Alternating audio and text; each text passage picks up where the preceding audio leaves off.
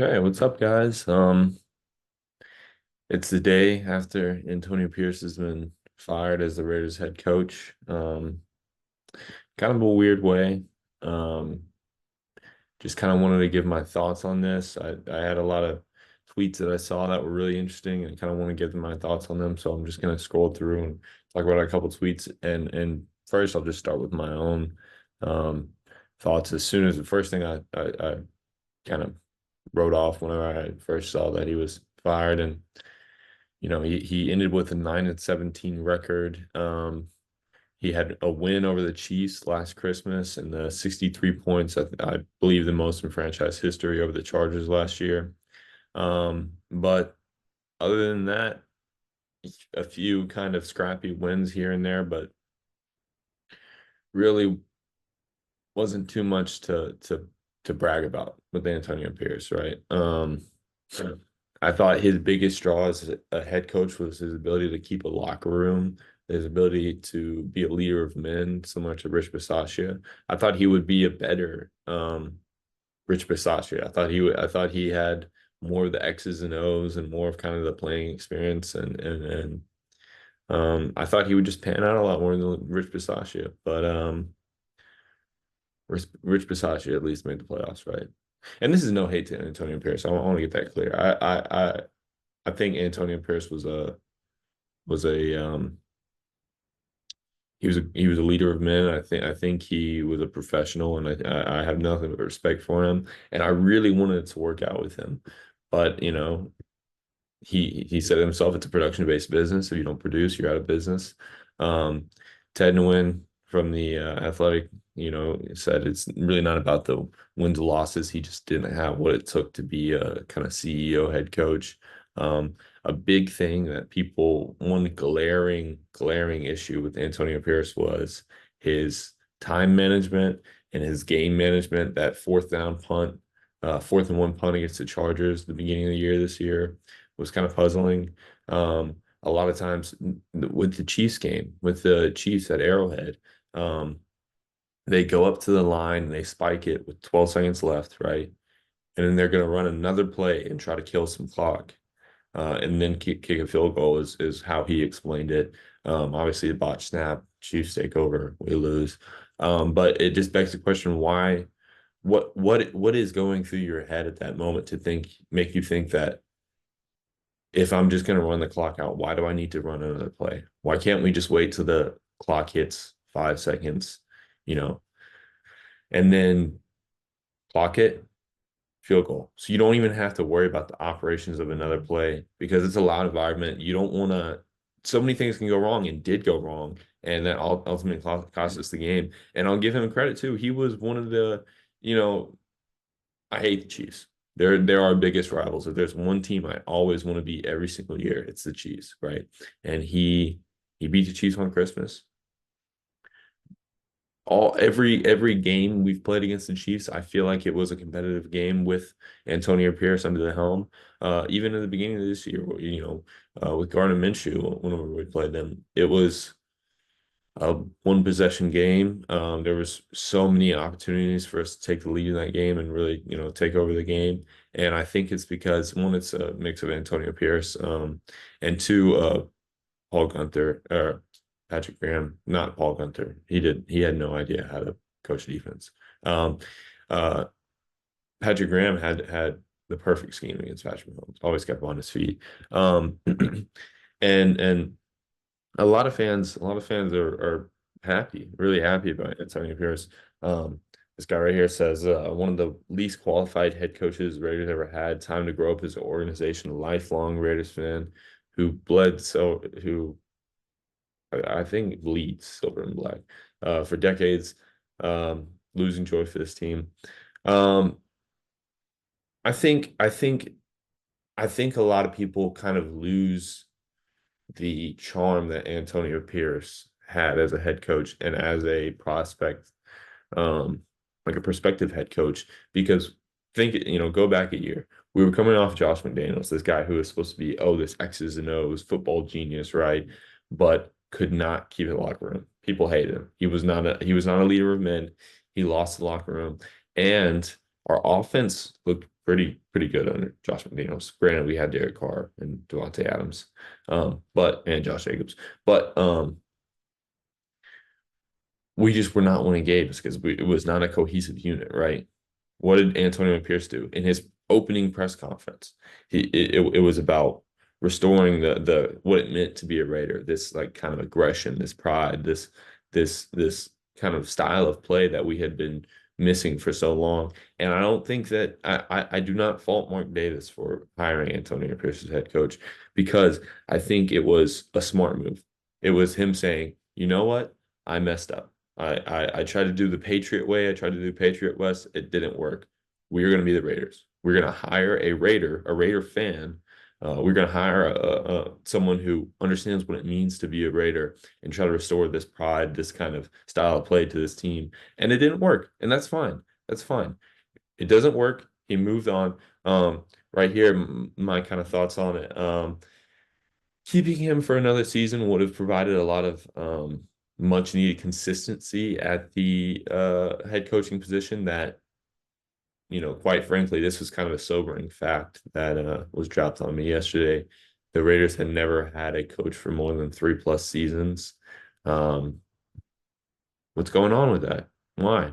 Um, but, obviously Mark Davis values immediate production over consistency. I think Mark Davis wants to win, and I don't fault him for that. I want to win. I wanted to win with Antonio Pierce. I wanted to win with Josh McDaniels. But he just couldn't get it done, or couldn't get it done enough. Um, because another thing too is even in the wins at the beginning of the season, we were 2-2 after the Browns game, right? Not bad. We had a win over Baltimore, pretty ugly loss to the Panthers. So okay, that's pretty glaring. And then we kind of, eked one out against the Browns with Deshaun Watson, who were probably looked at. They 10 times out of 10, I'd rather play the Browns with Deshaun Watson than the Browns with Jameis Winston. I'm just being honest. And after that game, I kind of like sat there and I was like, yeah, we won, cool. But there was like this kind of like overwhelming sense of like that win was not easy enough. Um, this, the ball bounces a different way, on a couple plays, and we lost. So this is not sustainable wins. Um, but right here, I wanted AP to work as our head coach. I really like the swagger he brought to the Raiders during his interim. He did well. Um, a lot of people who are kind of advocating for Antonio Pierce reference the Dan Campbell kind of arc with Detroit. Coming in, he was really a fiery, really passionate. His whole kind of archetype is leader of men, and I think Dan Campbell is a great leader of men. I think the Lions have perfected that style, and I think that is a style that can work. But um, the Lions have Jared Goff, a good quarterback, a good quarterback. They have Ben Johnson, one of the greatest offensive minds in the game currently. And they have a team that's very well built. They have a great offensive line. They have a great backfield. And I think that in other circumstances, the team, more well built. We have a better offensive coordinator. Antonio Pierce could succeed because you kind of rely on your team to be self-sufficient, and you're there more so to just keep the troops going, um, be be the leader of these men, this group, and you know, I think Dan Campbell, it works well with him. Didn't work with AP. The whole New England system worked in New England, did not work in Las Vegas. So, I mean, a lot of people are kind of talking about his starter jacket too. So Mark Davis, this is one thing that a lot of people are kind of complaining about as far as how the fashion of how he was fired. A lot of people are not upset that he was fired, but it's puzzling that they made him go out there, um, give a press conference after the final game, not really knowing if he was going to be in a future head coach or not, and people would, kind of ask him, do you have any indication on the future of your team, of this team, and, what your position is with this team? And he's just says no comment, which it's, I don't know. I think it's whenever they made him go out there and have that press conference, I felt like everyone thought like, oh, this is kind of awkward, but I guess if they're bringing him out here, he's got to be the head coach, right? They're not going to make him go out there and then the next day fire him. Well, they did that. And in that press conference, he wore that old school, Raiders starter jacket, real cool, real slick, and it was for a moment, it was kind of a bright spot. At least I took it. I saw him wearing this old school Raiders star jacket. He was talking about, I got to trust my gut. I got to go back to what led to success as an interim head coach. Um, and I thought like, okay, like I think he gets it. He gets it. Um, he understands he messed up. He understands that there's a lot of things he has to work on, right?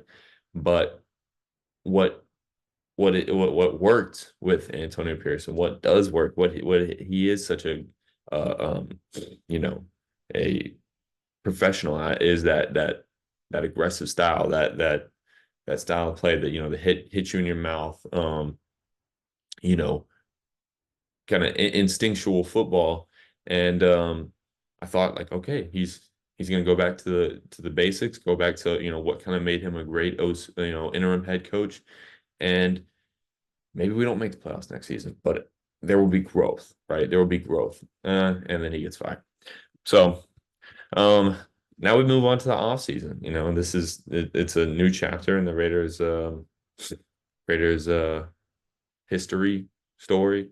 Um, every chapter has been pretty short, right? Less than 3 seasons, if you're going by head coach, right? And AP fired, top 6 draft pick, 10 plus, $100+ million in cap space. Tom Telesco returning as GM, all great, right? We had a pretty good offseason setup when we ever had, in 2019. John Gruden, Mike Mayock had 3 first-round picks. Ooh, we're looking tough, gonna set us up nice. I don't want to be a pessimist. It's reminding me of that. I don't want to be a pessimist. I think that Tom Telesco is a great GM. I think I trust him with the future of this team, but it's hard to get your hopes up after, fumbling 3 first-round picks, signing guys like Trent Williams, signing guys like Tyrell Williams. Um, yeah. This one right here just kind of talking about, obviously we'll have to have a new head coach, and how that process is going to go. People are saying it's going to be kind of a collaborative committee. I'm assuming Mark, Tom Telesco, and Tom Brady. And I think that's the way it should be done. I think everything should be kind of a collaboration, a team, because what one person values, another person might not. What one person sees, another person might not. So I get, more ideas, the better, especially when it's someone like Tom Telesco, who I trust his football evaluation. A guy like Tom Brady, who knows what it takes to win. Not saying that, Michael Jordan ran the Charlotte Hornets for however many years and they're terrible, right? So that doesn't necessarily translate to front office kind of ownership, team leadership, but I don't know. Maybe it does. We'll see. I don't know. But now we kind of go to the speculation of who could be the head coach. A lot of people, the name that is kind of being thrown around is Mike Vrabel. Um, another one, Liam Cohen from Tampa Bay. And I thought that Mike Vrabel was done dirty in Tennessee. Okay, I really liked Mike Vrabel. I thought that he was one of those coaches who was going to be here for a while. He was kind of, his job was kind of solidified. He really turned that team around and brought them. They were the first seed in for 2 or 3 years in the AFC, and so it's like, why I just don't understand why they really moved on from. But I'll say this. I think he's going to go to New England. And we'll go back to Liam Cohen in a second. But I wanted to kind of give you this little nugget right here. This is Mike Vrabel kind of talking about what he's looking for in a head coach job, because it goes both ways. We want Mike Vrabel. He has to want to come to us, right? And what he's really saying is, he wants a quarterback. He wants a quarterback, or he wants the opportunity to get a quarterback who is going to lead to wins. And listen, Aiden O'Connell is a quarterback. That is his position in the National Football League. Is he a quarterback who can win? Yes. Is he a quarterback who can win consistently? Maybe. Is he a quarterback who can consistently get you to the playoffs? Right now, no. Right now, no. Um, And truth is, he's pretty old. It's only his third season, but he's probably gonna. I think he's like 28 next year. Um, doesn't have the greatest intangibles or even the greatest tangibles, right? Um, but no, you look at a situation that we have in Las Vegas, and you say, okay, they got a young team. They got a team that could start winning soon. And then you look at a team in New England and you say, okay, well, I have this ties to this organization. And they also have a really good quarterback, Drake May, who's going to be pretty good, for the foreseeable future. Um, so I don't know. I think you just put it like that, and you say I think a good quarterback is the hardest position to get in any sports, and you already have that in New England. And not only do you not have a good quarterback in Las Vegas, you don't have a clear quarterback to a clear path to a quarterback, right? We have the number 6 pick. That's great. That's a very, very good pick. But I think Shadur and I think Cam Warner are going to go top three, maybe top four if the Browns don't love either prospect. No way the Titans are passing on a quarterback. Um, I don't even know who else is ahead of us, but I know that I think the Giants are ahead of us. They're no way they're rolling with Daniel Jones for another season. They've got to go quarterback. And so unless we kind of trade up, which I don't think Tom Telesco has never traded up. I think he's very comfortable going best player available. With that being said, I don't think that we have a clear path to I'm going to say elite quarterback, but no telling if Shedeur Sanders, Cam Ward kind of pan out, but a quarterback who you believe you can develop into a consistent winning quarterback, right? But here's my final thoughts. It's kind of bittersweet. I loved AP. He was a very respectful, very very professional man, and I it's sad it didn't work out, but I mean, I'm also happy because it wasn't working, and you love the guy, you don't love the job he did, but on the bright side, yesterday, kind of as this all was wrapping up, I saw the all rookie first and second team. DJ Glaze, Jackson Powers Johnson are two rookie offensive linemen, both made second team. And Brock Bowers made all rookie first team. And debatably, he's the best tight end. Well, no, he's the best tight end in the league. Yeah. No, for sure.